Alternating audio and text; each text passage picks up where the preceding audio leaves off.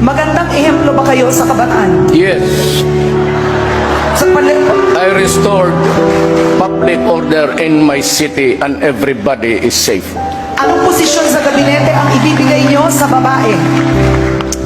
Tourism, pati, well, if she is really bright, finance. Sabi niyo po, you cannot be a president if you cannot kill.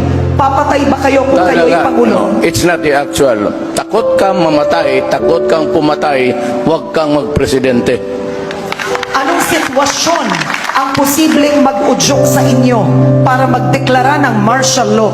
Well, rebellion, lawless violence, and, rebellion and lawless So, violence. posible ang martial law sa panunungkulan nyo?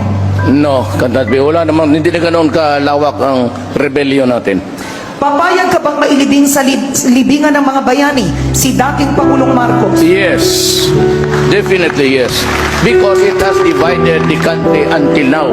Halos lahat ng Ilocano galit kung bakit ganon ang nangyari. Babala nyo po sa mga drug syndicate na hindi tumitigil sa kanilang ano. Hindi ako nakikipag...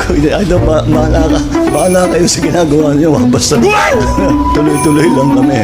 Tuloy-tuloy lang kami. Aabutan din namin kayo. Maliit lang ang Pilipinas.